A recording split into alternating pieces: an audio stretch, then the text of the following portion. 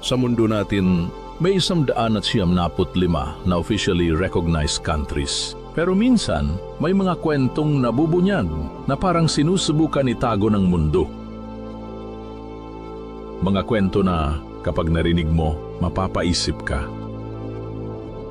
Totoo ba talaga ang nakikita natin sa mapa? O may mga lugar na sadyang tinatago? Noong Oktubre 2025, isang babaeng pasahero ang hinarang sa JFK Airport sa New York.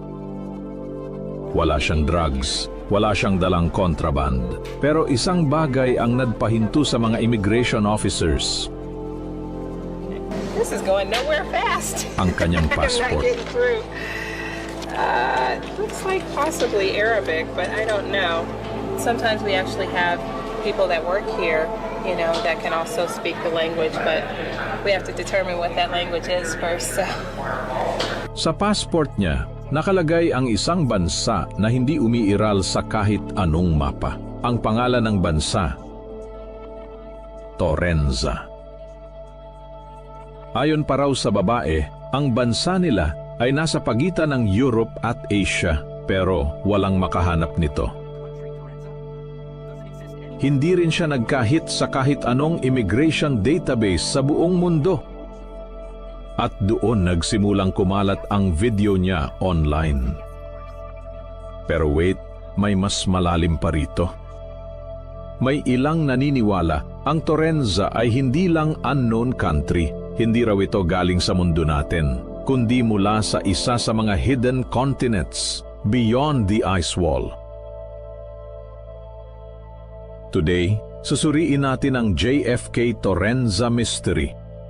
Totoo ba ito? AI hoax, government psyop, o patunay na hindi lang pala isang mundo ang meron tayo? Kung mahilig ka sa real-life mystery stories na hindi clickbait at may analysis, mag-subscribe ka na ngayon dahil hindi ito ang huling kwentong tatago sa iyo. According to viral post online, nangyari ang insidente sa Terminal 4 ng JFK Airport, ang terminal na ginagamit ng mga international flights. Ayon sa kwento, ang babae ay bumiyahe mula Tokyo, Japan, papuntang New York. Regular flight. Walang special clearance, walang diplomatic status, mukhang ordinary passenger lang. Pagdating niya sa immigration, hiningan siya ng passport, standard procedure, at doon nagsimula ang lahat. Lumabas sa passport, country of origin, Torenza, nationality, Torenzian, place of birth, Estenburg Province. Ang problema, walang Torenza sa listahan ng United Nations. Walang Torenza sa Google. Walang Torenza sa mapa ng mundo, kahit sa historical atlases. Pero teka, hindi doon natapos ang mystery. Sabi ng ilang eyewitness na nag-post online, hindi raw nagulat ang babae na hindi kilala ang bansa niya. Calm lang siya, confident, at sinabi raw niya ito, "Just check your older maps. Torenza has been there for centuries." So sino siya? Bakit ganito kalakas loob niya? At bakit parang may alam siya na hindi natin alam? Ito ang timeline ng mga kaganapan sa JFK Airport. 9:40 a.m. Dumating ang flight sa JFK Airport 10:05 a.m. Immigration flagged her passport as unrecognized country. 10:15 a.m. Inilipat siya sa secondary inspection room. 11:30 a.m. Nag-request siya na tawagan ng Torenzian Consulate. 12 noon, immigration officers still searching. No such country found. 2:15 p.m. According to the story, the woman disappeared. No record, no release, no arrest file. Yes, yun daw ang claim, na nawala raw bigla ang babae. Pero teka, this is where things get suspicious. Kung fake story ito, bakit mukhang sobrang detailed? At saan nanggaling ang passport ng Torenza na may hologram seal at travel stamps? Ang video na kasama niya ang babaeng nakapula ay hindi AI video. Ngayong nakita na natin ang ebidensya o kawalan nito, ano sa palagay nyo? Isa ba itong maingat na ginawa na hoax? PR stunt para mag-viral? Fake passport mula sa micronation? O may posibilidad ba, kahit maliit, na may mga lugar sa mundo na hindi natin nakikita at sinasadyang hindi ipakita sa atin.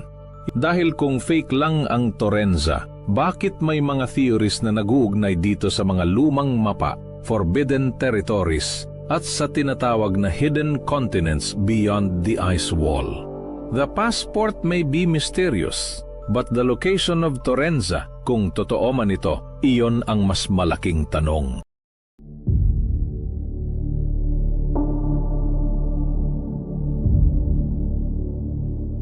Siya si Emman Atienza, 19 na taong gulang, anak ni Kuya Kim at isang popular na content creator. Her smile, her confidence, her energy, she had it all. Pero on October 22, 2025, natapos ang kanyang laban. Her passing shook everyone, reminding us na minsan, yung mga taong may pinakamalaking ngiti, sila pala yung may pinakamabigat na dala.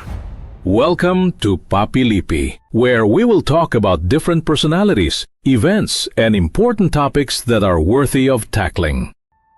Nag-viral si Emman dahil sa authenticity niya. She had hundreds of thousands of followers sa TikTok and Instagram dahil ginawa niya ang social media na parang little diary. She openly talked about her mental health journey.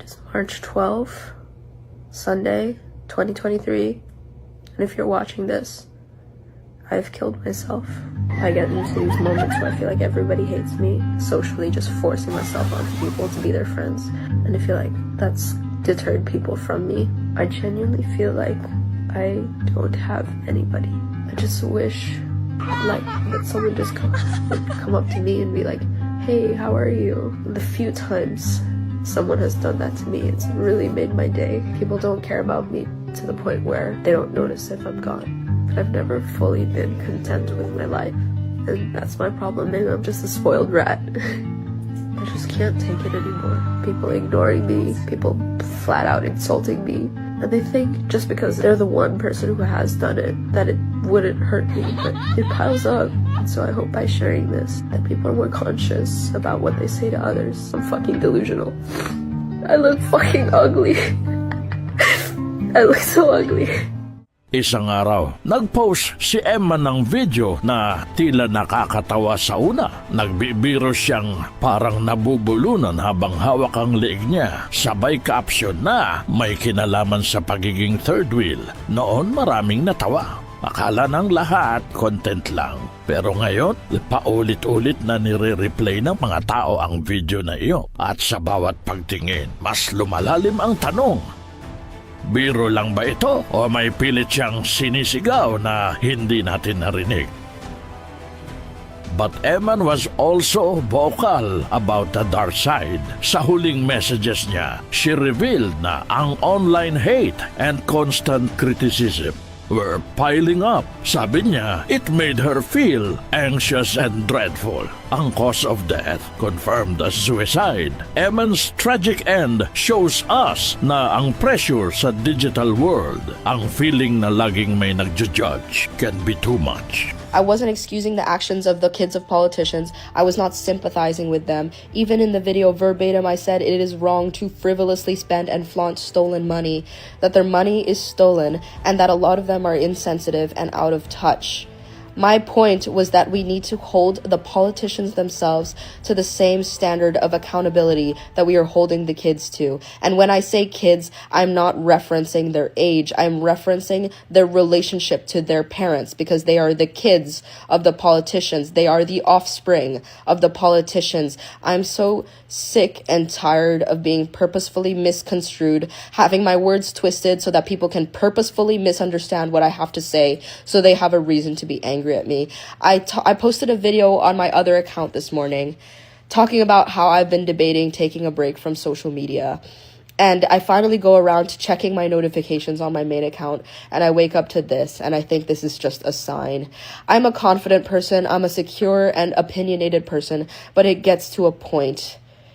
It is so frustrating, and not only that, so tiring for people to constantly commentate on my life as if they know me as a person better than I do.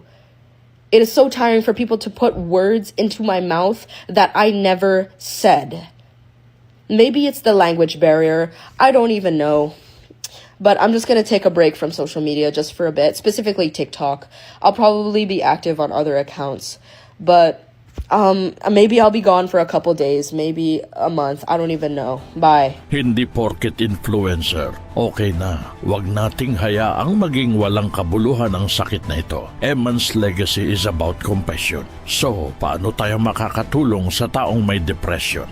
Simple lang ang rule number 1. Makinig, huwag mag-judge. When a friend opens up, don't say, mag-cheer up ka lang, or ganyan lang yan.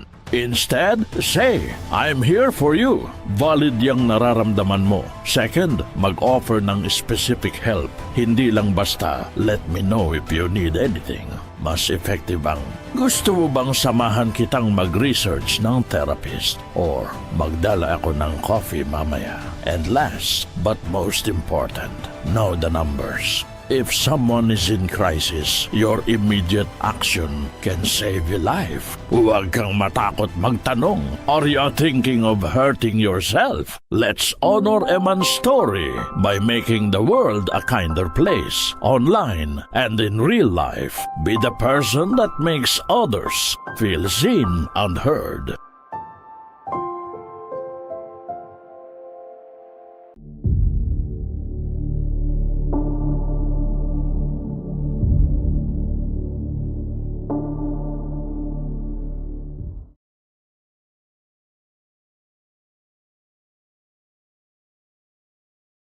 Paano ka nga ba magiging sikat sa Pilipinas?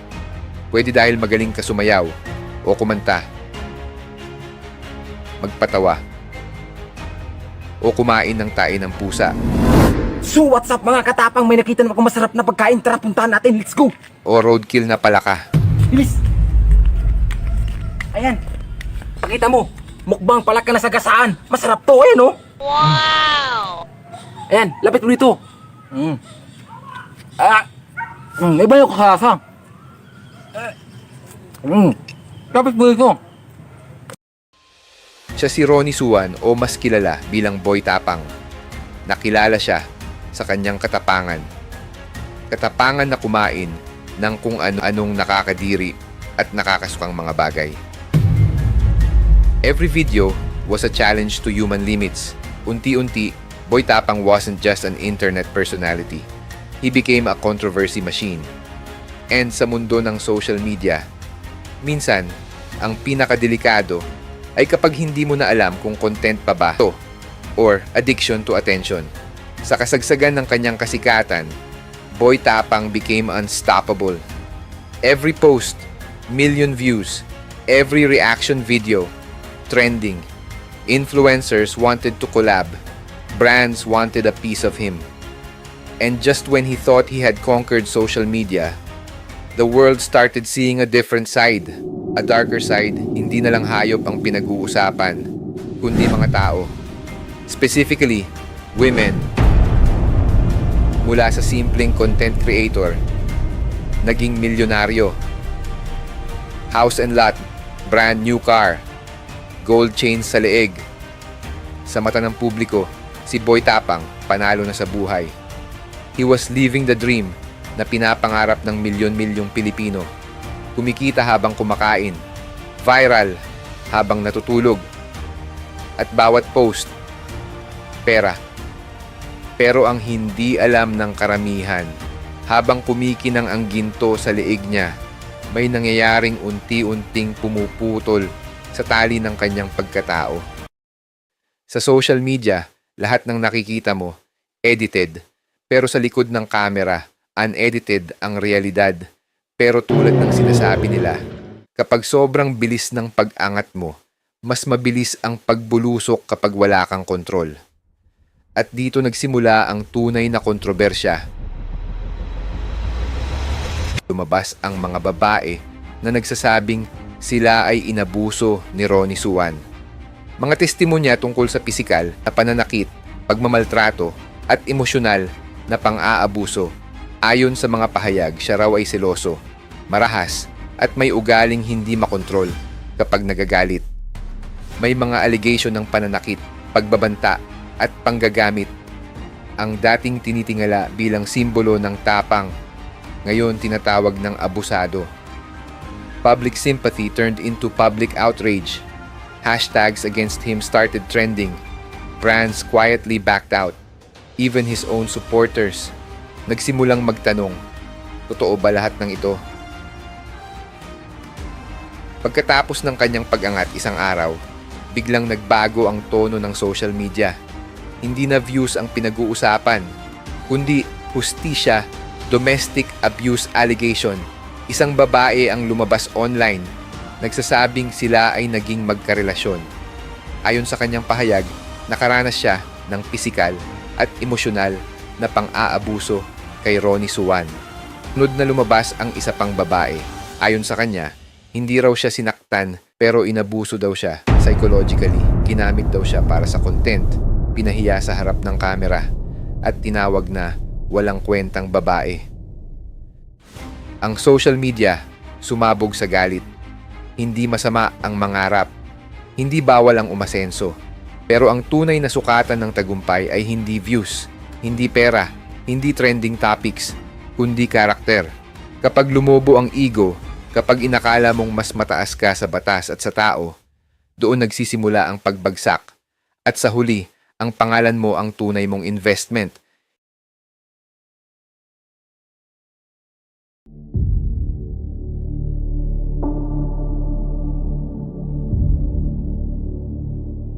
Si Franklin Miano ay kilala bilang isang motivational speaker, wealth coach at business guru dito sa Pilipinas.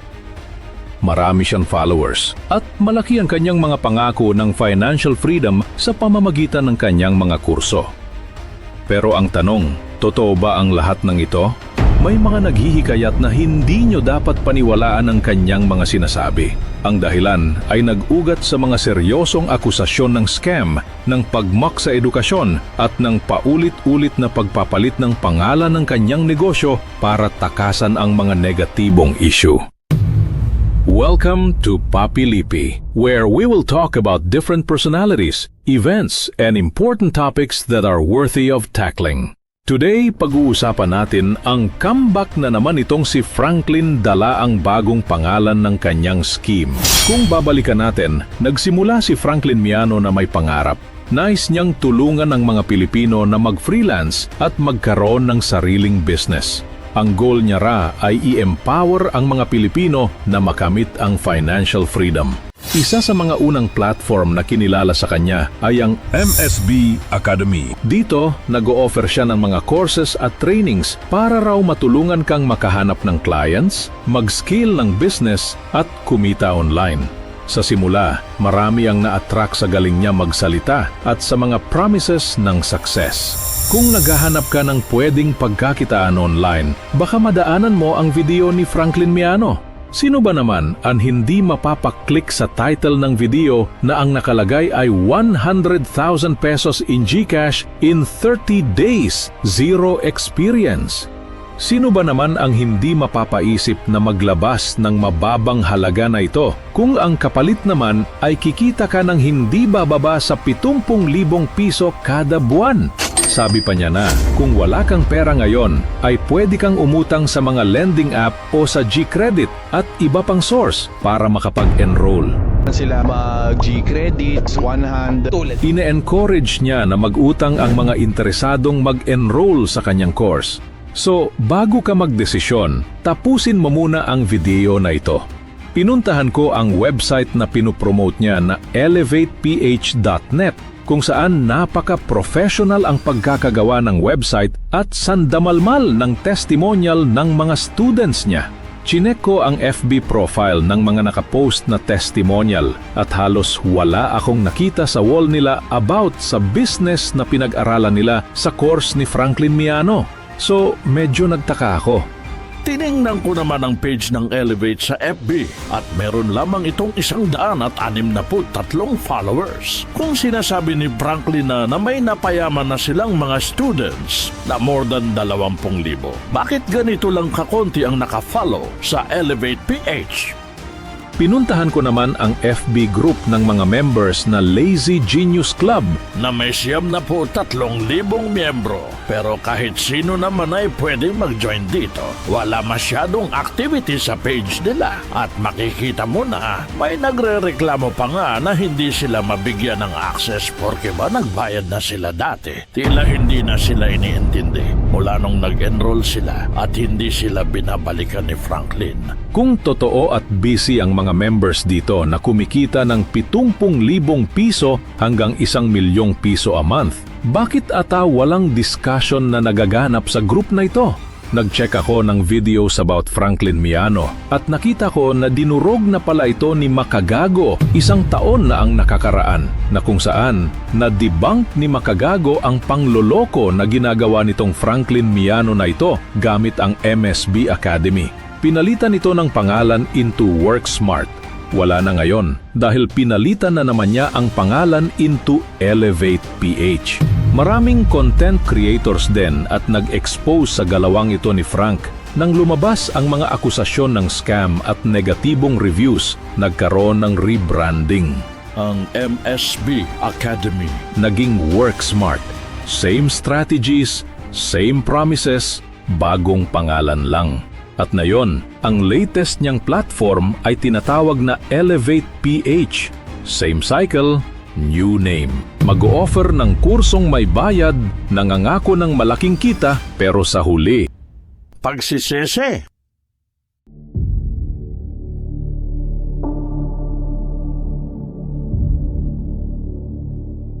Kung akala mo mahirap mag-park sa Pilipinas, isipin mo kung may garahe kang kasing laki ng showroom.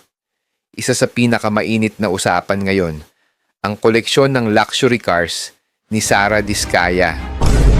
Mula Rolls-Royce hanggang Bentley, Cadillac hanggang Mercedes, parang wala ng brand na hindi niya naipasok sa kanyang garahe. Pero magkano nga ba lahat ito? Tara, isa-isahin natin. Noong 2024, lumabas sa isang vlog ang napakagarbong hanay ng mga kotse ni Sara at Curly Diskaya. Pero nitong 2025, nagsimula ng umalingasaw ang issue matapos questionin ni Pasig Mayor Vico Soto ang pinagmulan ng kanilang yaman at proyekto. Sinundan ito ng mga investigasyon mula sa BOC at BIR at dito na natuklasan. May halos 40 luxury vehicles ang mag-asawa. Ngayon, zoom in tayo sa mismong mga sasakyan. Sa Senate hearing, ito ang ilan sa mga nabanggit ni Sara Diskaya mismo. Rolls-Royce Cullinan, 42 million pesos. Mercedes-Benz G63, 20 million pesos. Dalawang Cadillac Escalade, 19 million pesos. Chevrolet Suburban, 3 million pesos. Range Rover Autobiography, 16 million pesos. Range Rover Defender, 7 million pesos. Range Rover Evoque, 5 million pesos. Total agad, humigit kumulang 176 na milyong piso na sa mga ito pa lang. Kasi itong total na to, baka mapaaray ka. Aray ko! Pero teka, hindi dito nagtatapos. Ayon sa mga automotive portals tulad ng Philcoche at Philstar, may mga Bentley Maybach, Porsche Cayenne, Lexus LM at higit pang mga mamahaling modelo. So magkano ang total estimate? Kung pagbabatayan natin ang mga dokumentong inilabas, nasa pagitan ng 300 at 37 milyon hanggang 400 at 65 milyon ang buong hanay ng luxury cars na naiugnay sa kanila. At kung totoo ngang may higit pang nakatago o hindi pa naisusuko, pwedeng lumampas pa dyan. Ito ba'y simpleng koleksyon lang ng isang mayamang pamilya o simbolo ng mas malalim na problema sa sistema? Hindi natin masasabi agad, pero isang bagay ang malinaw. Sa dami ng sasakyan, parang mas mahaba pa ang pila sa garahe nila kaysa sa EDSA. Ano sa tingin mo? I-comment mo sa baba at huwag kalimutang i-like at i-share para mas marami pang makaalam sa kwentong ito.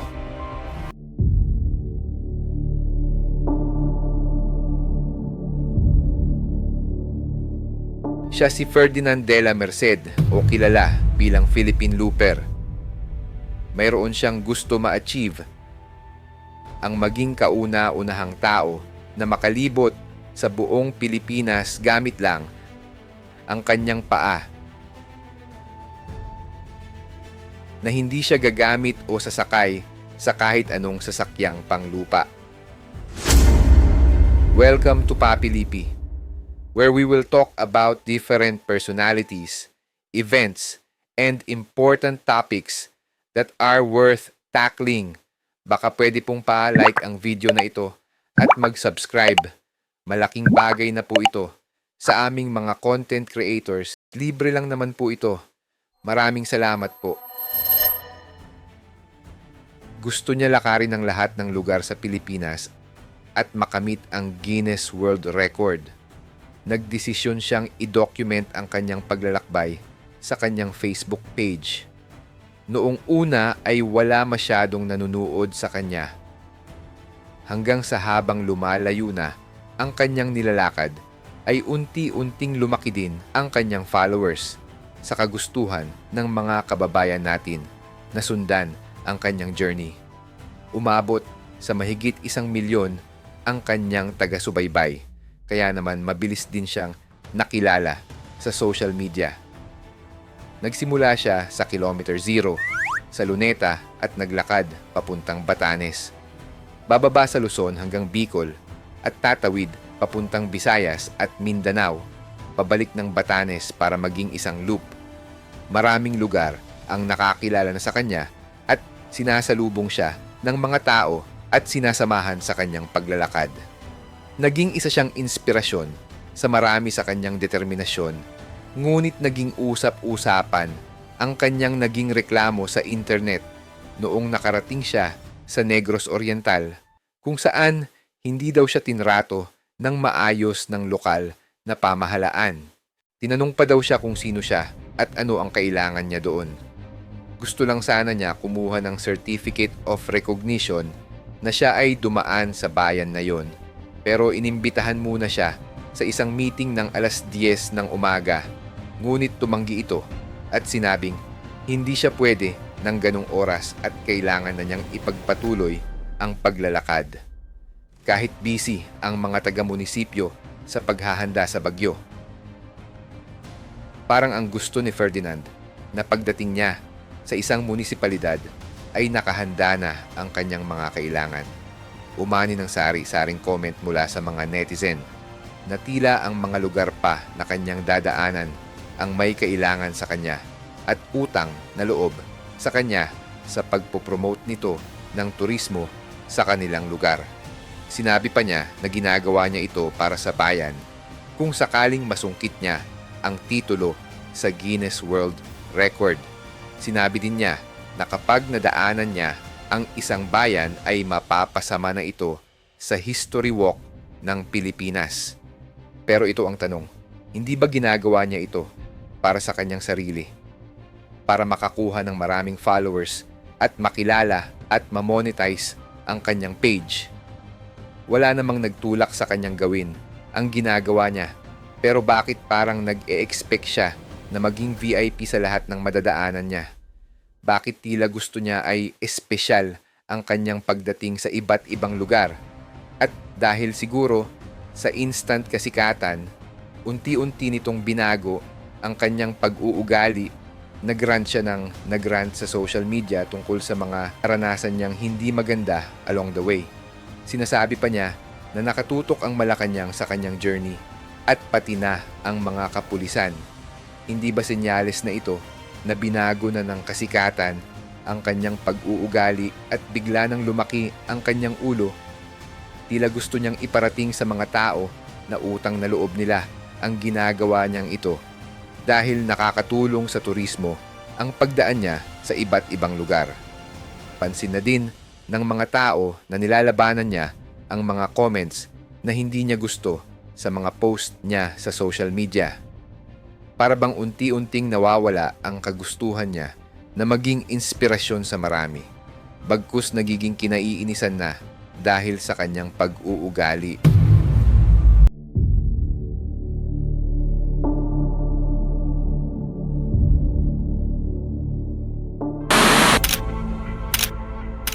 Kapag narinig mo ang pangalang Pacquiao, alam mo ang power at respect. Pero paano kung ang apelyidong yan hindi mo dala nung bata ka? Paano kung sa halos buong buhay mo, hinanap mo ang sarili mong identity sa anino ng isang global icon? Welcome to Papi Lippy, where we'll talk about different personalities, events, and important topics that are worth tackling. Bago po tayo magpatuloy, inaanyayahan ko kayo na i-like ang video na ito at mag-subscribe sa channel na to dahil napakalaking tulong na po ito para sa aming mga content creators. Maraming salamat po.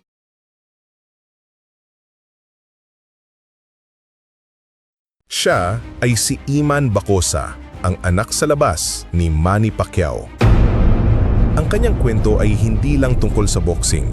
Ito ay tungkol sa longing, sa resilience at sa pagpapakumbaba na hinubog ng sarili niyang hirap. Marami ang hindi nakakakilala sa kanya. Marami ang hindi alam ang kanyang istorya. Lumaki siya sa mundo ng simple at kasipagan. Pero habang lumalaki siya, may dalawang matinding hirap siyang dinala. Una, ang emotional weight ng pangungulila. Madalas niyang nararamdaman ang inggit tuwing nakikita niya ang ibang bata na kasama ang kanilang mother at father. Sabi niya, palagi akong may longing para sa isang ama. Pangalawa, ang bullying. Alam ng mga kaklase niya na anak siya ni Manny Pacquiao. Kaya sa halip na star treatment, ang nakukuha niya ay challenge. Sige nga, anak ka ni Manny, edi suntukan tayo. Araw-araw, dala niya ang pressure ng apelidong hindi pa niya formal na dala. Kaya siguro hindi nakakagulat na sa edad na siyam, sinimulan ni Iman ang boxing. Inidolo niya ang kanyang ama na napapanood niya lamang sa telebisyon at hindi lang ito passion, marahil ito ang way niya para ipagtanggol ang sarili at hanapin ang kanyang sariling lakas. Nakita ng ina niya ang dedication niya. Sa kanyang journey, nagkaroon din siya ng stepfather, si Sultan, na siyang kasama niya sa pagtitraining. Nagtraining pa siya sa Japan kasama si Sultan, malayo sa glamour ng Pilipinas. Nagpursigi siya sa kanyang sariling pagsisikap gamit ang apelyidong Bacosa. At dumating ang nagpabago sa kanyang buhay. Taong 2023, formal na kinilala ni Manny Pacquiao si Iman. Pero may mas specific na reason ito.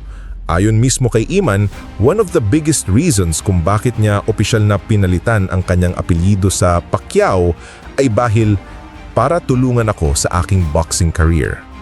Alam nating lahat ang bagsik ng apelyidong Pacquiao sa world of boxing. Ang acknowledgement na yon ay hindi lang emotional validation. Ito ay isang powerful tool para tulungan si Iman na makamit ang kanyang pangarap. At ang magandang balita, sa kasalukuyan, bumabawi na si Manny Pacquiao kay Iman. Sinusuportahan na niya si Iman sa kanyang mga pangangailangan. Nagiging present father na siya na nagbibigay ng guidance at support na matagal nang hinahanap ni Iman. Ang kanyang journey ay reminder na ang greatness ay hinuhubog, hindi lang minamana. Ang Bacosa ay tribute sa kanyang hard work at ina. Ang Pacquiao ay ang future na sinusuportahan ni Manny. Dala na niya ngayon ang pinagsamang lakas ng kanyang ina at ang legacy ng kanyang ama. Kaya sa susunod na marinig mo ang Pacquiao, alalahanin si Iman. Alalahanin ang kwento ng isang binata na dumaan sa personal battle pero lumabas na mas malakas.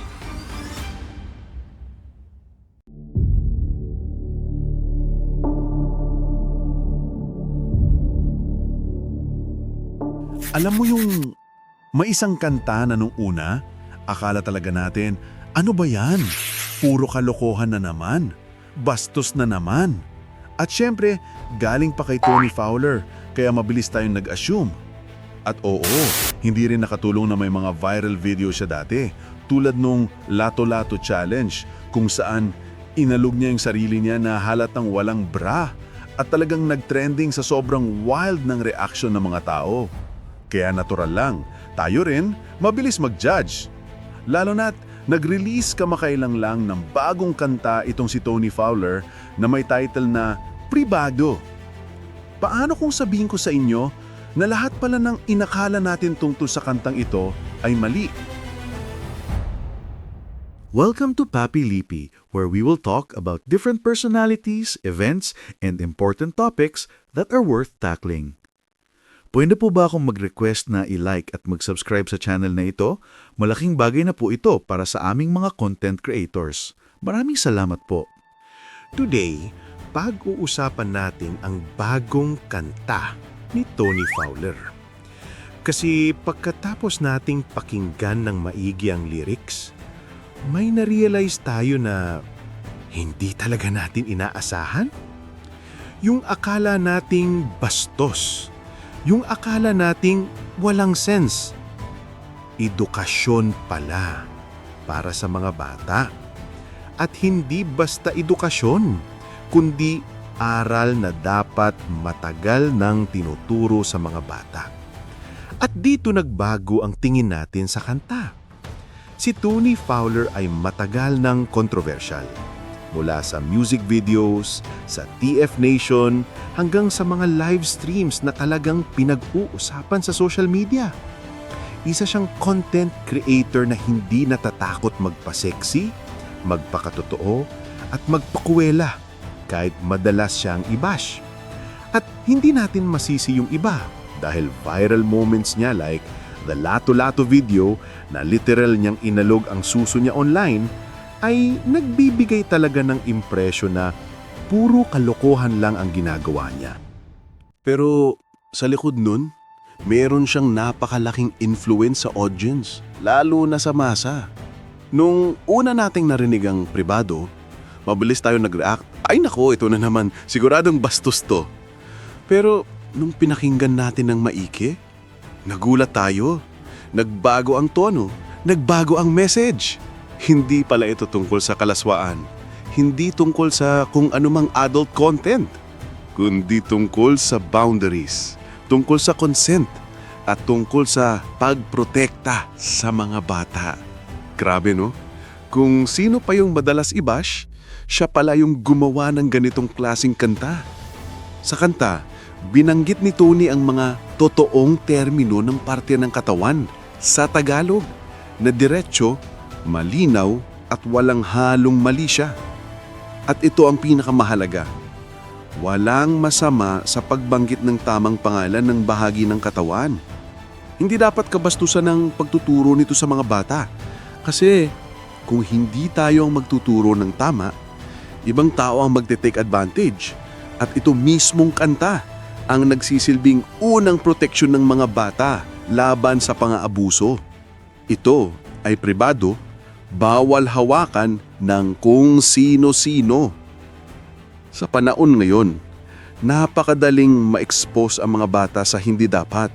Pero bihira ang content na diretsong nagtuturo sa kanila ng kung ano ang private parts. Bakit dapat protektahan? Sino lang ang dapat humawak? At ano ang dapat gawin pag may nanghihipo? At dito, papasok ang value ng pribado. This is not a joke song. Hindi ito kalaswaan. Hindi ito ginawa para mangakit ng views. Ginawa ito para ituro. Para maging gabay ng mga bata. Para magising tayo na dapat may ganitong kanta noon pa.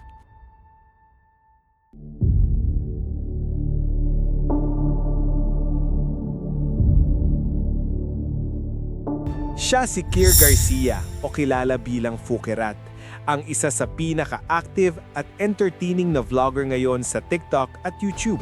Meron siyang 1.2 million followers sa TikTok at 411,000 naman sa Facebook. Marami siyang videos na tungkol sa lifestyle, mukbang at travel.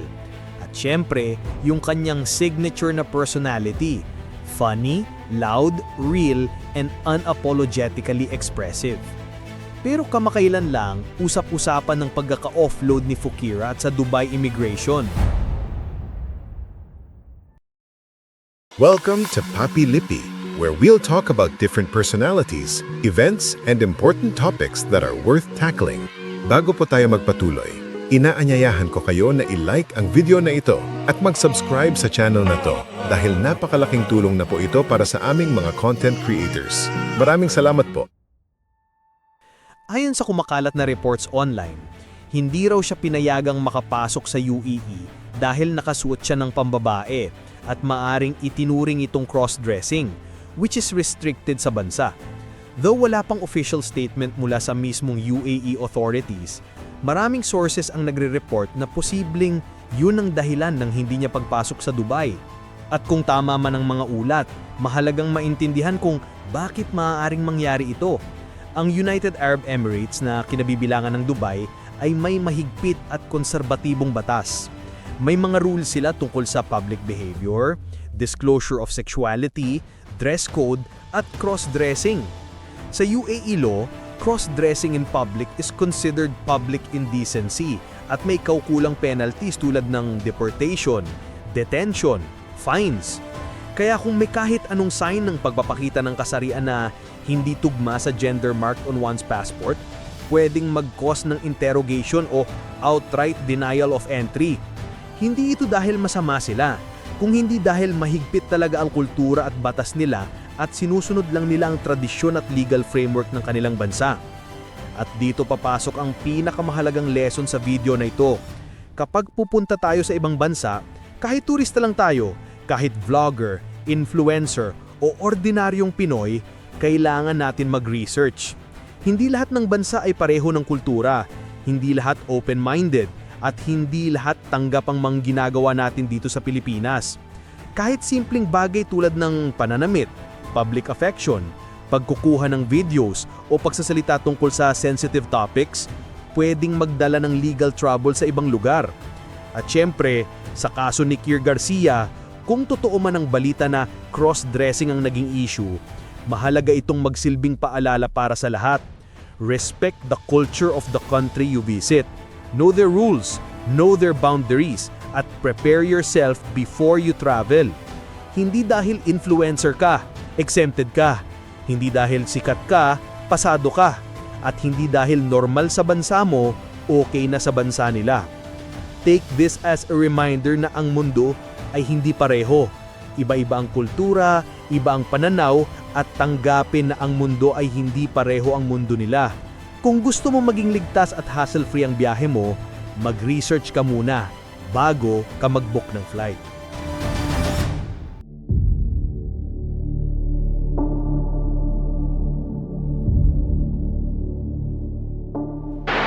Kung usapang pinaka-controversial na Miss Universe coronation ang pag-uusapan, walang tatalo sa nangyari nitong 2025. Dahil ang panalo ng Mexico's Fatima Bose Fernandez, imbis na ikatuwa, ay nagbukas ng isang napakalaking debate online. At bakit nga ba?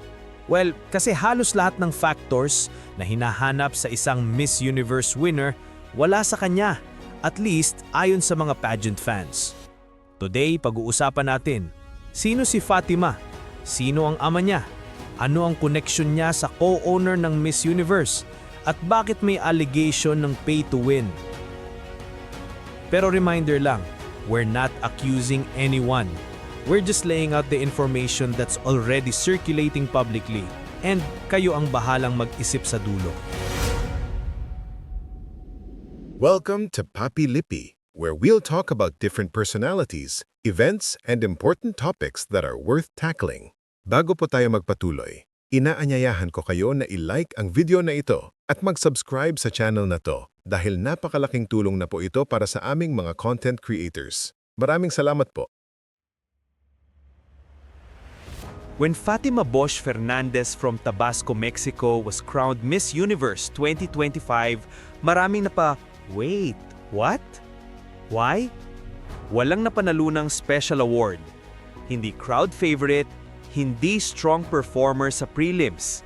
Hindi siya masyadong nabanggit by fans or analysts at walang visible momentum papunta sa coronation. Sa pageant world, usually may signs kung sino ang may chance, pero kay Fatima, halos wala. Kaya the moment she won, social media exploded with questions like, paano nangyari yun? Anong hindi namin nakita na nakita ng judges? At meron bang mas malalim na dahilan? At dito na pumapasok ang mas malaking usapan. Si Fatima ay anak ng isang powerful figure sa Mexico, Bernardo Bosch Hernandez. Si Bernardo ay a high-ranking figure connected to Pemex, the state-owned oil giant of Mexico. May strong political and business links. In short, hindi basta-basta ang pamilya. Pero ang pinaka-interesting, meron siyang business connection sa isa sa may-ari ng Miss Universe organization. At dito nagsisimula ang mas mainit na issue. Ang Miss Universe ngayon ay pag-aari ng dalawang partido, ang Jack Rajutatip at isang Mexican billionaire businessman Raul Rocha Cantu. At ayon sa investigative reports, documents at leaked statements ng ilang insiders, Raul Rocha's companies previously received huge contracts from Pemex, kung saan konektado ang ama ni Fatima. Isa pa dito ang report na may 745 million peso Pemex contract na napunta sa kumpanya ni Rocha. Hindi pa dyan nagtatapos. A former pageant insider, Rodrigo Goytortua, publicly claimed na Bernardo allegedly paid Rocha around $50 million to secure her daughter's Miss Universe win. Again, this is alleged, not proven. Marami ang nagsimulang mag-connect ng dots. Pero teka, meron pang isa. Former Judge Omar Harfuch claimed he was approached by Rocha and his son. They encouraged him to vote for Fatima. Sinabi raw na it would be good for business. At meron daw siyang nakita na parang unofficial jury na pumipili ng semi-finalists bago pa man ang official judging. Ngayon, kung titignan natin ang timeline, may Pemex-Rocha business connection. May alleged $50 million payment. May statements from former judges. May unexpected win with no pageant indicators. Hindi ibig sabihin na automatic na totoo. Hindi rin ibig sabihin na rigged. Pero hindi rin natin maitatanggi na ang daming coincidences. And in controversies like this, minsan, ang daming tanong, pero kakaunti ang sagot. So the big question is, coincidence lang ba ang lahat ng ito? Or is there more to the story than the public is allowed to see? Hindi namin sinasabing may mali. Hindi rin namin sinasabing may bayaran ngang nangyari. We are simply laying out the publicly available facts at kayo na ang bahalang mag-isip. Was this just a surprising win? Or a win that was meant to happen? Let me know your thoughts in the comments.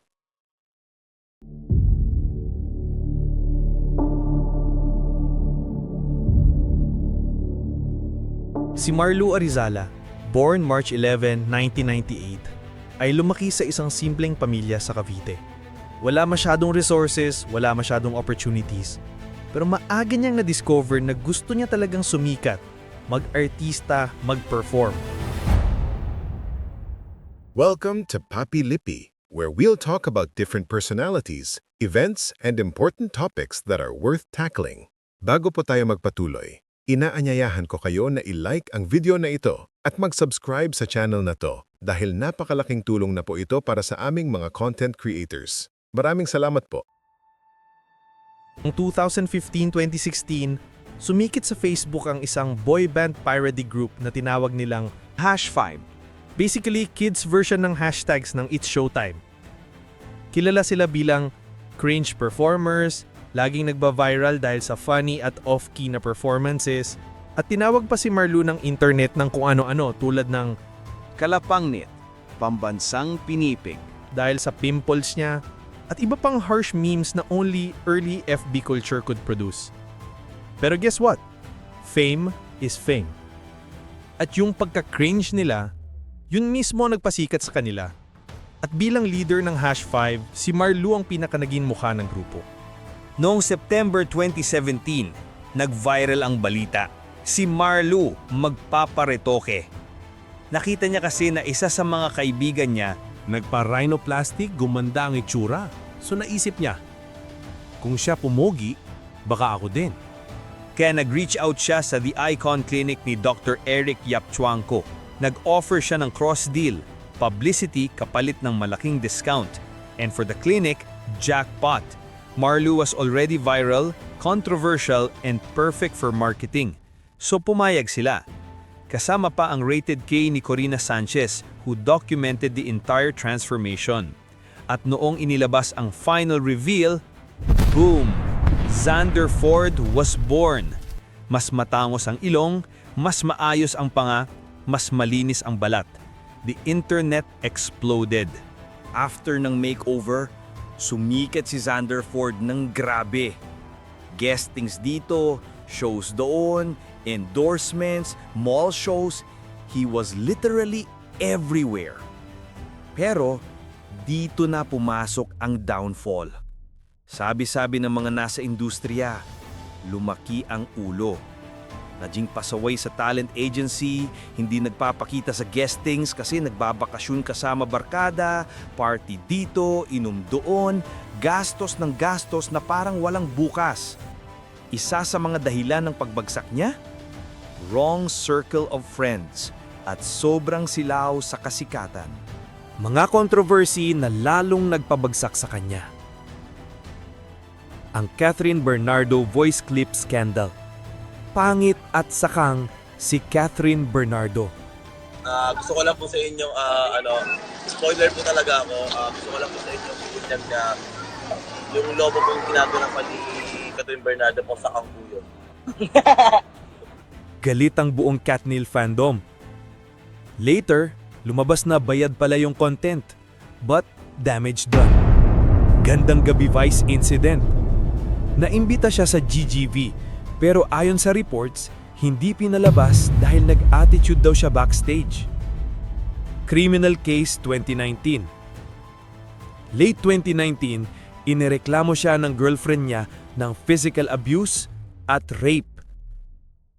Po ako ng sorry dun sa ex ko kahit po alam ko na wala naman akong ginawang masama sa kanya. Magpapasko tapos ganito yung mangyayari sa pamilya ko, sa mama ko. Ako lang inaasahan ng pamilya ko. At dahil Pasko na noon, talent agency mismo ang nagpiyansa. Naawa sila sa kanya. Medyo mabigat po sa kalooban namin na pumunta pa dito. Kasi marami pong binigay sa amin na problema ni Xander. Naisip po namin na baka dapat ito mabigyan siya ng aral na talaga. Pero syempre, magpapasko po, medyo lumambot po ang puso namin. Dito tuluyang bumagsak ang career ni Xander Ford. Pagdating ng 2020 onwards, napansin ng netizens bumalik na nga ang dating itsura ni Marlu. Wala nang follow-up maintenance with the clinic, napabayaan ng sarili, at unti-unting nareset ang mukha niya pabalik sa Marlu. No savings, no investments, no projects. Walang naipundar kahit nung kasagsagan ng fame niya.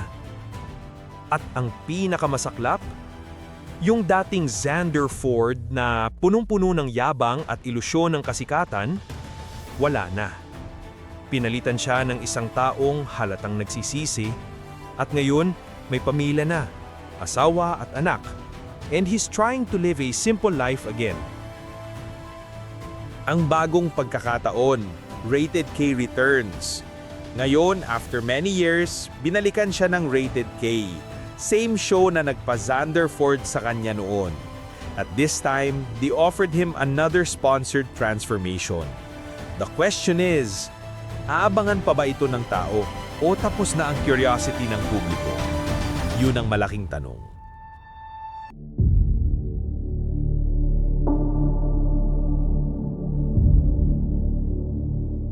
Siya si Norman Mangusin, also known as Francis Leo Marcos o FLM.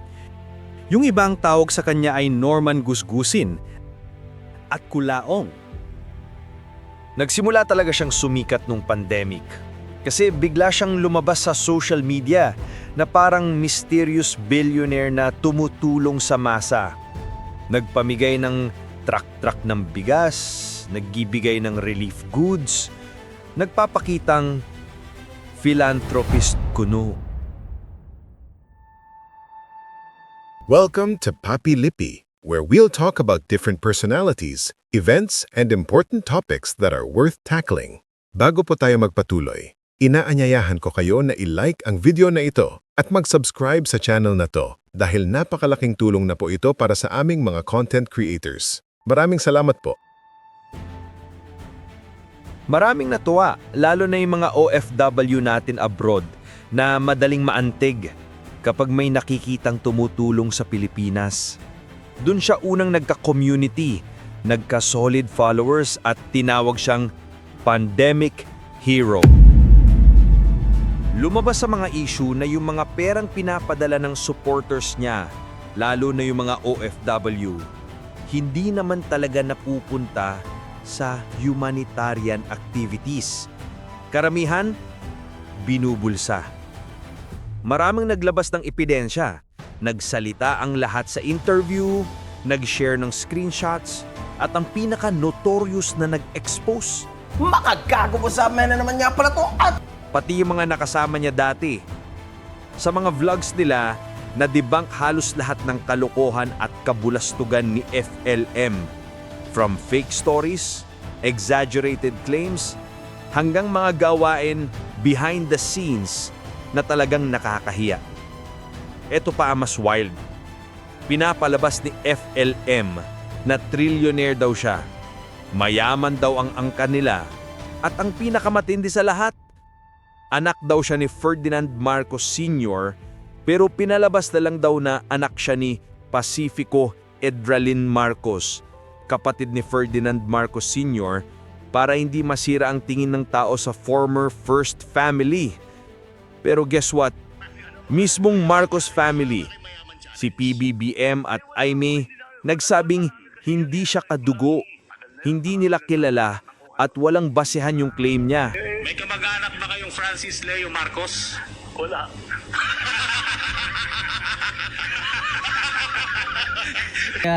Kamag-anak niyo ba itong si Francis Leo Marcos, yung inaresto ng mga NBI agents? Naku, hindi namin kamag-anak. Nakilala namin dahil nagpakilala, pero nagulat naman ako kasi wala naman kaming kamag-anak na gano'n. Pero si FLM, dahil nga confident o baka delusional na, tuloy pa rin ang pag-aangking mayaman. May gold bars, may malalaking lupain, at hindi kayang ubusin na pera. Pero kung trillionaire siya, bakit ang daming tanong? Bakit nagtrabaho siya bilang panadero sa Cuevas Bakery? Bakit wala na siyang matirhan ngayon? Bakit kakarag-karag ang sasakyan niya? Mas malabo pa sa sabaw ng pusit yung inconsistencies.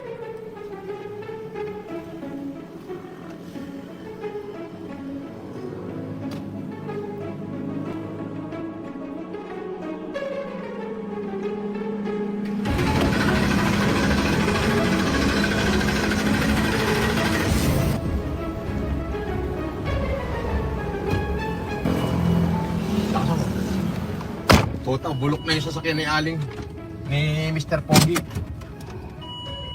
Isa pa sa dahilan kung bakit unti-unting bumagsak ang imahe niya. Sobrang yabang. Solid rose gold. Oh, basahin mo mabuti. Ayan oh. Day President Black Dial. Diwatang bogluan pa nga ha. Abangan nyo yung paresan ng FFCI.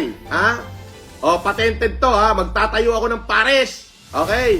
Only rice. Only sabaw. May soft drinks pa. Ha? At masasarap. Libre. Walang bayad. Para sa lahat ng buong Metro Manila yan. Yan. Malapit na yan. Sobrang bastos. Lahat na lang minumura niya. Putang bashers, bata, matanda. Kahit yung ex-wife niya na moro-moro lang, binastos din niya sa content niya eh. Baka bata ni Mayo nag-comment, no? Kung ikaw yung bata ni Mayo, kung syota mo si Mayo, true. Eto totoo. Yung misis mo ngayon, yung syota mo, pinakakain ko ng I-lips to lips mo yung Bobo. Live pa niya ginagawa. Parang proud pa siya na bastusin yung mga tao. Walang pinipili.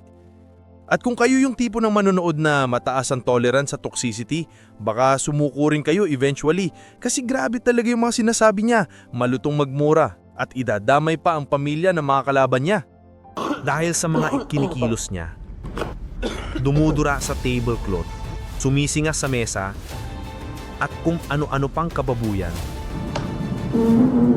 Wow! Naban siya sa mga kasino at hotel, like Sheraton at iba pa. Hindi ka basta-basta ibaban sa hotel. Kailangan may ginawa kang legit nakakahiya at unacceptable. Kaya from billionaire lifestyle, biglang downgrade ng todo. Hindi na nagkakasino, hindi na nagho-hotel, nangungupahan na lang sa apartment. At even yung inuupahin niya, umalis rin siya at lumipat na lang sa maliit na bahay na sabi niya ay sa anak niya. At napansin din ng tao, kung trillionaire ka, bakit lumang Ford Expedition ang gamit mo? At kakarag-karag pa. Ngayon saan na lang siya kumukuha ng pagkakitaan? Daily live streams, as in araw-araw. Halata mong wala ng ibang source of income. Wala ng OFW donors kasi karamihan aware na sa panloloko niya at yung mga remaining supporters, unti-unti na rin nagigising. Recently, nag-live siya habang nagmamaneho. Viral! Napansin ng LTO. Nung una, suspended lang ang lisensya ng 90 days. Pero dahil sunod-sunod, walang remorse, walang lesson learned, rebokado na. Hindi na siya pwede magmaneho kahit kailan. Hindi lang yan ang kakaharapin niyang kaso, patong-patong kaso ng cyber libel at data privacy pa.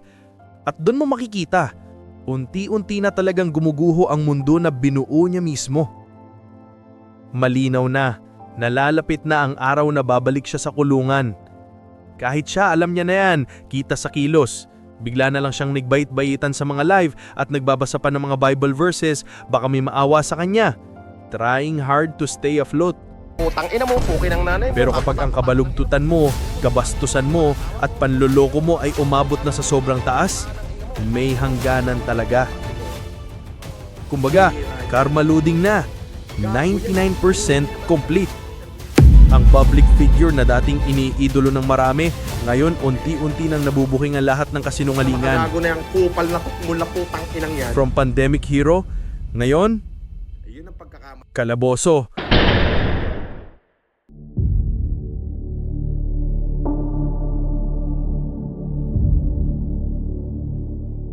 Si Francis Leo Marcos, aka FLM, trending ngayon. Hindi dahil sa live stream o content niya, kundi dahil sa traffic violations. Noong una, nasuspindi lang ng LTO ang kanyang lisensya ng 90 days. Pero kalaunan, na-revoke ng tuluyan at hindi na siya makakapagmaneho ever. Welcome to Papi Lippy, where we'll talk about different personalities, events, and important topics that are worth tackling. Bago po tayo magpatuloy, inaanyayahan ko kayo na i-like ang video na ito at mag-subscribe sa channel na to dahil napakalaking tulong na po ito para sa aming mga content creators. Maraming salamat po. So, ano ba talagang ginawa ni FLM? Isa, distracted driving. Maraming video na hawak ang cellphone habang nagdadrive.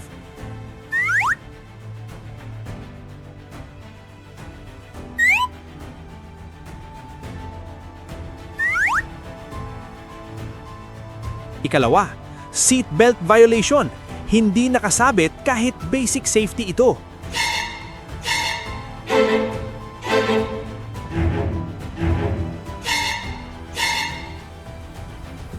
Ikatlo, overspeeding. But as you see, I'm running at the incredible speed of 180 km an hour. Labis sa city limits. Grabe. Pakita mo saan na kung gaano tayo kabilis. Ayan o. Dude. Pakita mo. Ayan. Ito incredible speed of 180. Ikaapat, unauthorized plate, customized plate not issued by LTO. So bakit humantong sa pagkaka-revoke ng lisensya? Si FLM hindi nag-attend sa LTO show cause hearing kahit ipinatawag siya. Imagine, may official document na tapos hindi mo pinapansin. Ito ang nagpalala sa kaso at ngayon nag-viral na ang confrontation sa social media. At dahil dito, ikinagalit ito ni FLM at nagsimulang gawan ng content si LTO Assistant Secretary Marcus Lacanilao. Ito yung likod. Okay. O, ito yung front, Lacanilao. Ayan. Ayan. Lacanilao na kupal. Na halos araw-araw niyang tinitira. Kay Chief Lacanilao, total, kinall out mo rin lang naman ako. Tinawag pa niya itong roll-on dahil sa ulo nito. Itinatanggi niya na hindi daw peke ang plaka niya at hinahamon pa niya ito na i-verify ang plaka niya. Malamang hindi na naman naintindihan ni FLM ang violation niya at pinairal na naman ang init ng ulo at pagiging influencer at nagngaw-ngaw sa social media tungkol dito. Ang akala niya ay yung number sa plaka ang peke na sinasabi ng LTO, pero ang puting plaka sa likod ng sasakyan ang issue dahil hindi ito authorized ng LTO dahil hindi pa kinukuha ni FLM ang plaka niya sa LTO. Ibig sabihin, yung white plate sa likod ng sasakyan niya ay pinagawa niya lamang kung saan. Marami ding vlog si FLM na kung saan hindi siya nagsusuot ng seatbelt, kaya parang siya na rin talaga ang naggayat ng bawang at sibuyas na ipanggigisa sa sarili niya. Nagpalusot pa siya na nasa subdivision lang naman siya kaya hindi siya nag-seatbelt. Wala ako sa National Highway. Pag nasa loob ka ng subdivision at wala ka sa National Highway, wala namang nanguhuli dito, wala namang pulis. Kasi subdivision yun. Kahit hindi ka mag-seatbelt, gusto mo tumayo ka pa, lumabas ka pa sa kalsada mo, mag-twerk ka pa. Pwede yun. Basta nando ka lang sa loob ng subdivision mo. Saan niya nakuha na okay lang yon? Meron yata siyang sariling batas trapiko sa ginawa niyang kulaong world, kahit kitang-kita naman na hindi ito sa loob ng subdivision. At dahil maraming ginawang content si FLM against Lacanilao, syempre nakarating ito kay Lacanilao. Pero bilang public official at professional, hindi niya ito pinapatulan. Hindi siya bumaba sa level ni FLM. Sinabi pa niya na animal advocate siya, na sa kanila sa Batangas, pag may asong nababang-aw ay pinapagamot nila. Oo. Kaya sa amin po ano lang, hindi namin pinapatulad. Saka ano po ako animal advocate po ako Yun pong mga, sa amin sa Batangas, yun pong mga aso na nababang-aw, ginagamot at kinukulong. Nangangagat ako. Nangangagat ako. Para sa kaalaman ng iba, ang asong nababang-aw ay ingay ng ingay pero walang saysay ang sinasabi, naghahabol ng atensyon, nagwawala o nagpapansin dahil nasapol o natamaan. Parang aso na kumakahol pag nababad o nababasa.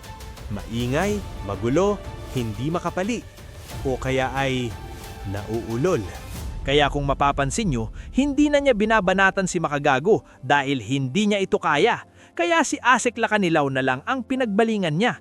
Sa dami ng kabulustugan ni Norman Gusgusin, patong-patong na ang haharapin niyang kaso at ramdam na niya na parating na ang warrant niya kaya naghahanda na siya. Mahuhuyo daw tayo. Kasi tama, totoo. Na-verify nung ating mga abogado na yung apat yung ikinaso sa akin. Sa apat dito sa Parañaque. Yung tatlo, may mga parating na hearing. Yung isa, nagkaroon ng hearing November and December 2. Hindi ako nakarating. So, for resolution na yun, malamang malapit na din siyang madonat sa kulungan. Donatin mo ako.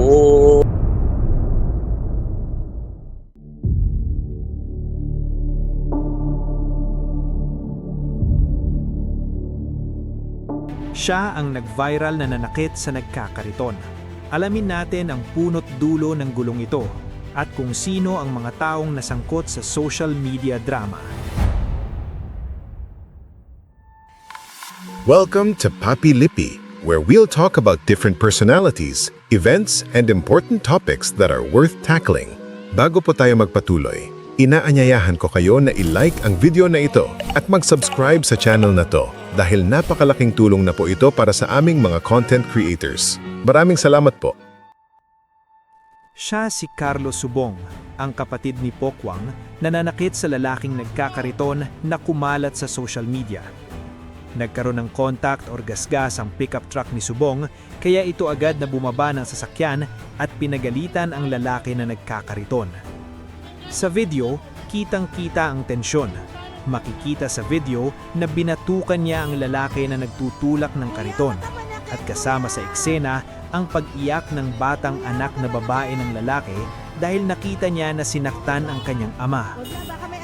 Viral agad ang footage, kumalat sa social media at everyone started asking, sino ito? At dito na pumasok si Pokwang mismo. Nag-post siya sa social media, kinumpirma na kapatid niya si Subong na nasa viral video. Humingi rin siya ng public apology sa mga naapektuhan at ipinaliwanag na hindi niya sinasang-ayon ang violent behavior. Ipahiwatig or malaman yung lahat na totoo po yung tungkol po dun sa nag-viral po na video na isa pong lalaki na naka-Hilux na Toyotang puti. Opo, kapatid ko po yun, nag-viral siya. Galing, no? Ano po, galing. Ayan, malinaw na family connection kaya nagkaroon ng mas malaking atensyon ng issue. Sinabi ni Pokwang na oo, magkaapelyido sila. Pero hindi ibig sabihin na ganito din ang kanyang ugali para madamay ang buong pamilya niya. Pero hindi lang social media ang naging sentro ng drama, pumasok na rin si Congressman Terry Ridon. Nag-post siya publicly, pinuna ang road rage at tinawag na dapat may stricter punishment sa mga ganitong aksyon, pati revocation ng lisensya at posibleng legal charges. Nanawagan siya sa LTO, napatawan ng parusa ang kapatid ni Pokwang ng lifetime LTO license revocation ni Carlo Tano Subong, kasong kriminal sa pambabatok at grave threats sa mag-amang nagkakariton, at impounding ng Toyota Hilux na pagmamay-ari ni Carlos Subong. Matapos humingi ng pasensya ni Pokwang sa isang interview sa inasal ng kanyang kapatid na si Carlos, si Pokwang nagbigay warning sa social media. Sinabi niya, huwag i-drag ang buong pamilya sa viral incident. Sharing photos or implying wrongdoing sa iba pang family members ay pwedeng makonsider na cyberbullying or cyber libel. And paalala ko lang din po dun sa mga nag-post pa ng paulit-ulit ng mukha ng buong pamilya ko. May tinatawag po tayong cyberbullying and cyber libel. Ano po? Doon po sa mga ibang politiko na nakisakay po na hindi naman taga-Antipolo, nakakaloka. Na nag-post pa kayo, sir. Sino kayo? Alam ko, taga-Bicol kayo eh. Ingat po kayo kasi mambabatas pa naman kayo. So alam po ninyo dapat po yung tinatawag dating cyber libel, cyberbullying, sir. Okay? Pinost po ninyo yung mukha ng buong pamilya ko. Kapatid, isa lang po ang may kasalanan pero buong mukha na. Yung asam po, yung privacy, yung protection po ng pamilya ko.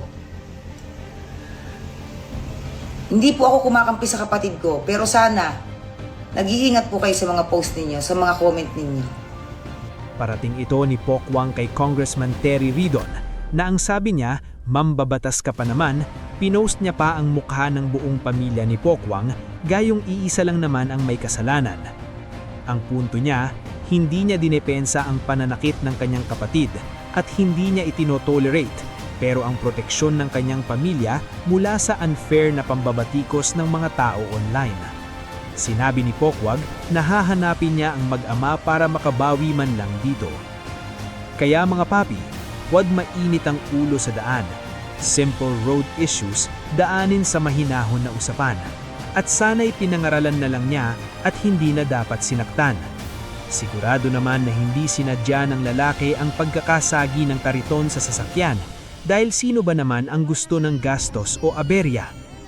Hindi lang ang driver ang naapektuhan, nakita natin ang pag-iyak ng batang anak ng lalaki dahil nakitang sinaktan ang kanyang ama na pwedeng mag-cause ng trauma sa bata.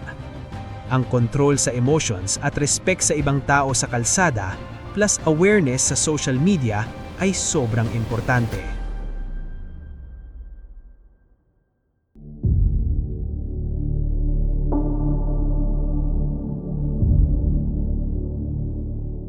Ito na yata ang isa sa mga pinaka-trending na bangayan ng dalawang kilalang influencer sa YouTube at patuloy pa ring sinusubaybayan ng maraming tao dito sa Pilipinas, ang awayang makagago at mangusin.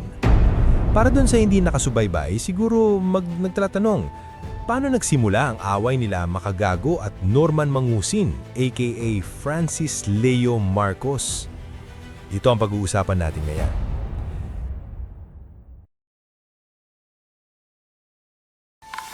Welcome to Papi Lippy, where we'll talk about different personalities, events, and important topics that are worth tackling. Bago po tayo magpatuloy, inaanyayahan ko kayo na i-like ang video na ito at mag-subscribe sa channel na to dahil napakalaking tulong na po ito para sa aming mga content creators. Maraming salamat po. Kilala si Mark Jason Warnakulahewa o Makagago Wazapman o MG bilang isang content creator na kung saan ang kanyang mga contents ay reaction videos. Marami na siyang nagawang mga video ng mga kilalang mga tao kung saan nagkikreate lang siya ng awareness sa paraang pagbibigay ng facts at kanya itong gagawa ng reaksyon. Noong 22 June 2025, gumawa si Makagago ng content tungkol kay Norman Mangusin o FLM kung saan may title itong video na ito na Francis Leo Marcos, The Biggest Scum. Sa video na ito, pinakita ni MG na siya ay pinuri ni FLM sa pagpapatol niya sa Mayaman Challenge. Pero sa kabila nito, sinabi ni MG na nawala na ang tiwala at paniniwala nito kay FLM dahil sa mga reklamo kay Mangusin pati ang pag-claim ni Mangusin na isa siyang Marcos. Pero itinanggi naman ito ng dating First Lady Imelda Marcos. Kalaunan ay si PBBM at Amy Marcos.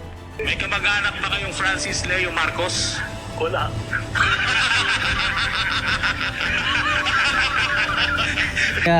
Kamag-anak niyo ba itong si Francis Leo Marcos, yung inaresto ng mga NBI agents?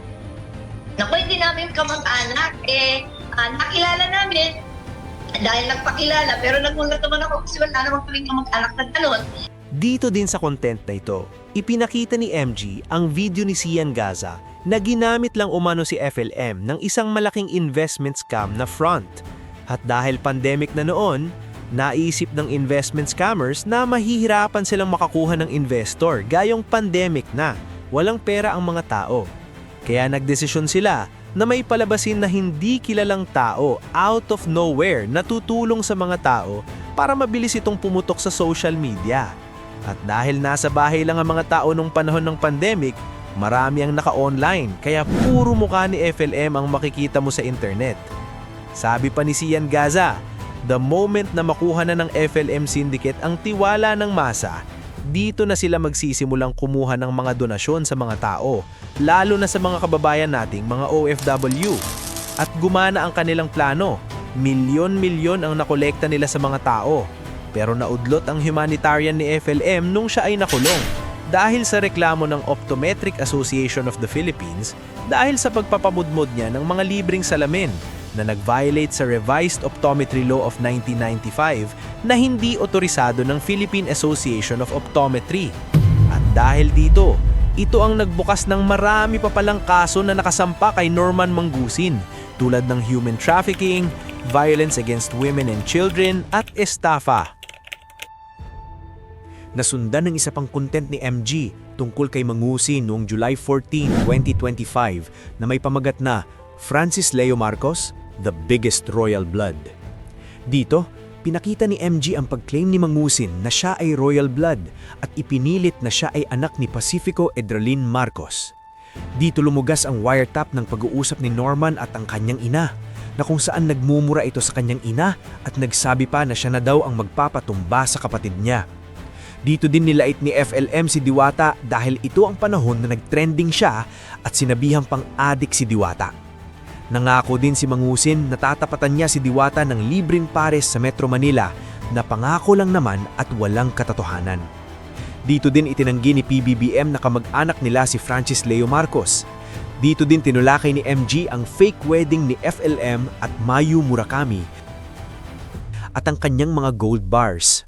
Siya daw ay dating bumibili ng kilo-kilong ginto sa Arangke mula sa nagngangalang Botbot Biliberan na kung susuriin sa internet, walang nagmamay-ari ng gantong pangalan. Makagago concluded that Norman Mangusin is mandarambong. Pagkatapos nito, hindi na ginawa ni MG ng content si FLM hanggang after 5 months, binalikan siya ni FLM. Noong October 3, 2025, sinabi ni FLM na duwag naman daw si MG. Oo, duwag yun. Hindi katulad niya na kapag daw may kinaiinisan siyang tao, ay pinupuntahan niya sa harap ng bahay ang kanyang kaaway. Katulad ko. Di ba nung pandemic, puta, sa harapan ng bahay, pinupuntahan ko lahat ng taong kinaasaran ko. Binibidyo ko sa harapan ng bahay nila. Ganoon ang matapang. Hindi yung ngaw-ngaw ka sa social media, tapos ang layo-layo mo, tapos hindi ka nagpapakita, di ba? Porket alam mong malayo ka, kaya ang tapang-tapang mo. Ganon lang yun. Kung matapang ka, di ba? Makaunggoy, duwag yan. Diyos ko, sampigahin ko pa yan. Pag nakita ko, pitikin ko sa ilong yan Kaya pinatulan ito ni MG at hinamon ito ng boxing match.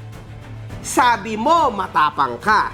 Gusto mo, bugbugan tayo sa loob ng ring. Sumagot naman si FLM sa YouTube channel. Kung ngayon, pakialam ko kay Gago, sampigahin ko pa yung lintik na yun. Wala akong pakialam sa mga hindot na tao. Kung saan pinagmumumura ni FLM si MG dahil umano sa paninira nito sa kanya. Yang mga makagago, makagunggong na yan, alam mo, kung ano lang ang gusto niya sabihin para hanap buhay niya yan Oo, pero walang bearing yan, gonggong yang hinayupak na yan. Nagiging hanap buhay niya alam mo yon. Yun ang hanap buhay niya, hahanap siya ng tao sikat, hahanap siya ng tao ganito, titirahin niya, hoping na kakausapin siya, buha ka ng ina niya. Gayong nilabas lang ni MG ang facts tungkol kay FLM na available sa internet. Pero sa video na ito ni FLM, hindi niya sinagot ang hamon na boxing ni MG.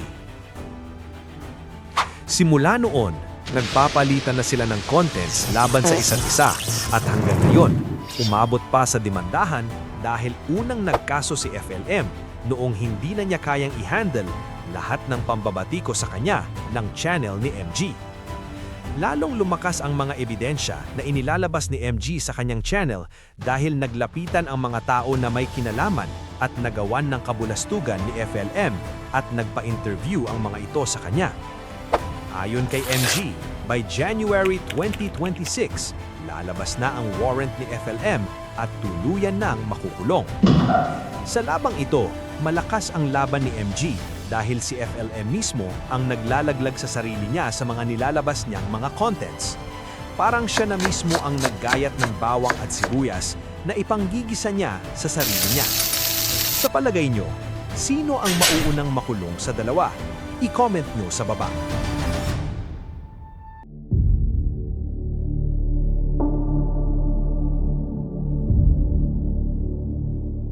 Siya si Lynn de Guzman, ang babaeng nag-viral nung Kapaskuhan dahil sa natanggap niyang kakaibang regalo. Ito ay istorya na tungkol sa infidelity ng babae nang nag-2 times sa kanyang kinakasama o live-in partner. Ito ang pag-uusapan natin ngayon. Welcome to Papi Lippy, where we'll talk about different personalities, events, and important topics that are worth tackling. Bago po tayo magpatuloy, inaanyayahan ko kayo na i-like ang video na ito at mag-subscribe sa channel na to dahil napakalaking tulong na po ito para sa aming mga content creators. Maraming salamat po. Ang video na ito ay base sa mga impormasyong makikita online at sa public discussions. Hindi ito opisyal na balita o legal na pahayag. Layunin lang nitong magbigay ng kaalaman at perspective. Kung may kulang o mali, feel free to correct us sa comments. Naging hati ang reaksyon at opinyon ng mga tao sa internet tungkol sa panlulurkong ginawa ni Lynn sa dalawang lalaki. Isa ay ang kanyang live-in partner at si Vince Jimenez ang second boyfriend na nag-post ng viral video na kung saan niregaluhan niya ang kanyang girlfriend ng printed screenshots. Nakakaya naman pinaghirapan mong balutin eh. Ayan, tira. Tirain mo na.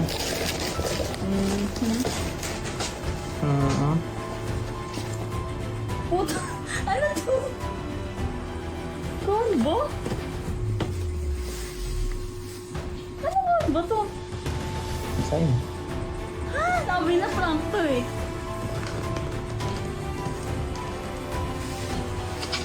Ano to? Para saan? Sa'yo. Sa'yo natin. Sino ba to? Anong habol mo kay Vince? Ay, putang ina ka. Sined mo kay ano to, no? Kay Ava. Ang habol mo sa akin? Tangin. Ayoko na. Uwi na ako. La service. Sa phones. Ayon sa post mismo ni Vince kung saan nagbigay siya ng context ng mga pangyayari, nagsabi ito ng mga trauma sa ex-boyfriend nito na malala ang trust issue sa kanya na nagtatrabaho siya sa isang VIP casino sa La Vie, Malate. Nakuha ni Lynn ang loob ni Vince dahil sa mga kwento nito hanggang sa tumagal ang kanilang relasyon. Pero sa kabila nito, nagduda na din si Vince sa mga aksyon ni Lynn dahil parang may itinatago ito sa kanya. Tulad ng kanyang cellphone at biglang mawawala sa pakikipag-usap sa chat mula 9 PM hanggang 12 AM at nagdadahilan ng kung ano-ano. Hanggang dumating ang araw na yung kaibigan na mismo ni Lynn ang naglaglag sa kanya at sinabi ang lahat ng katotohanan kung ano at sino si Lynn. Hindi nagtatrabaho si Lynn sa isang VIP casino. Siya ay CCA o Customer Care Assistant sa club o bar. Ayon sa video post sa Facebook ng Showbiz Headlines na ang nakalagay na source ay si Paul Eric, kung saan ipinaliwanag kung ano ang trabaho ng CCA. Ito ay ang pag-entertain ng mga guests ng club. Mayroong clean at dirty PR. Ang clean PR ay walang sexual activity at ang dirty ay meron. Nakalagay pa sa screenshot ng kasama ni Lynn na 3K lang ang singil niya. Kung ihahalin tulad natin ang term na CCA dati, ito ay yung tinatawag na GRO o Guest Relations Officer noong araw, na iba lang ang term. Mayroong kinakasama itong si Lynn currently na hindi na natin papangalanan. Taliwas ito sa sinabi ni Lynn na wala siyang issue o sabit nang tanungin siya dati ni Vince. Dito ay mapapansin mo na puro kasinungalingan lang ang sinasabi ni Lynn kay Vince at kaya lamang niya ito ginawang boyfriend ay para magamit niya for service o ang sasakyan ni Vince at sa libreng pagkain.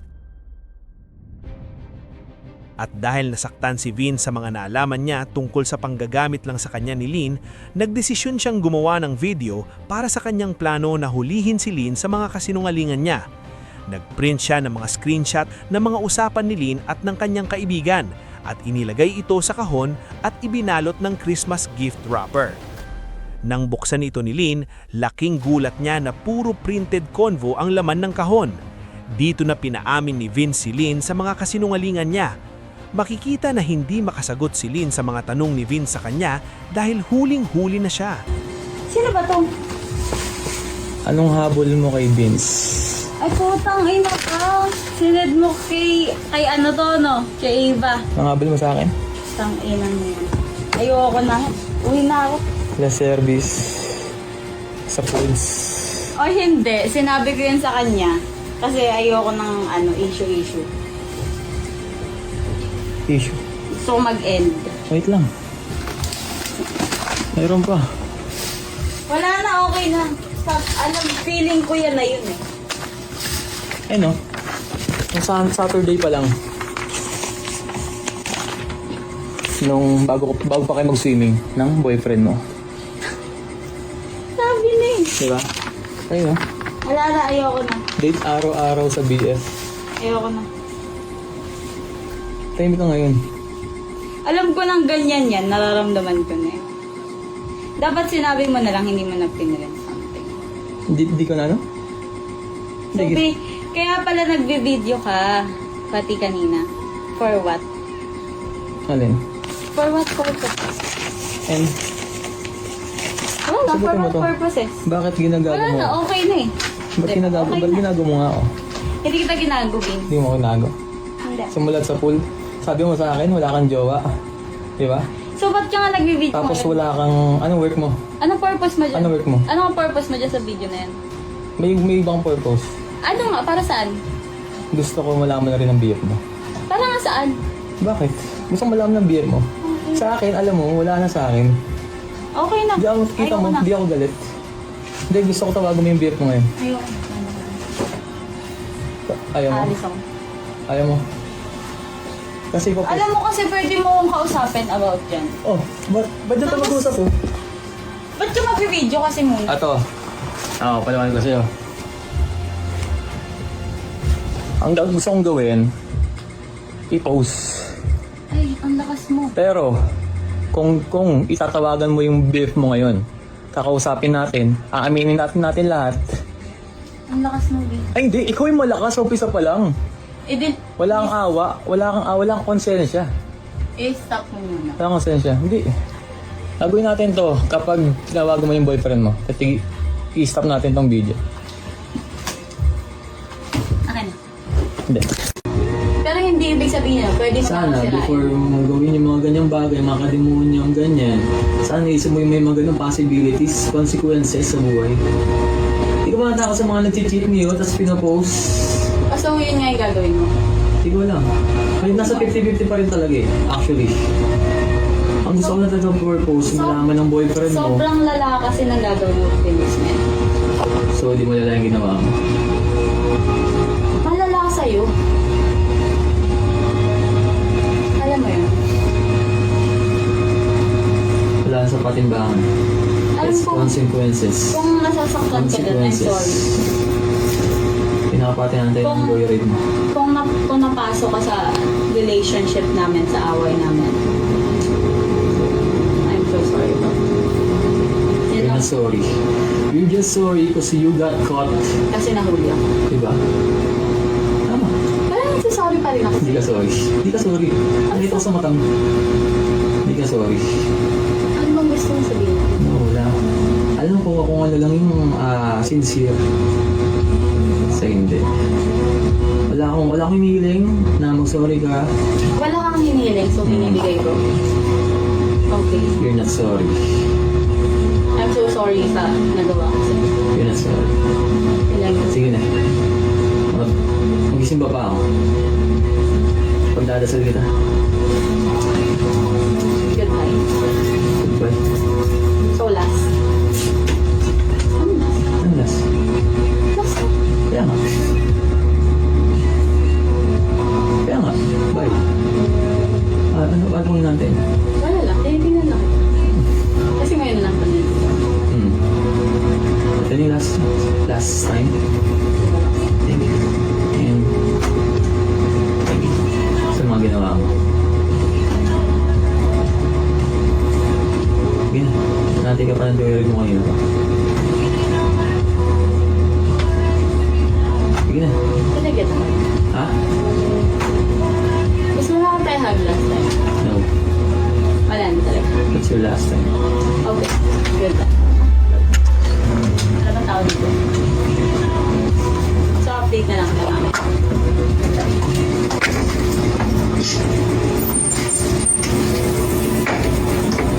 Bukod dito, lumabas na din ang ex-BF ni Lynn na si Paul Eric kung saan naglabas din siya ng saloobin at karanasan kay Lynn. Ang sabi naman sa kanya ay siya daw ay sales lady.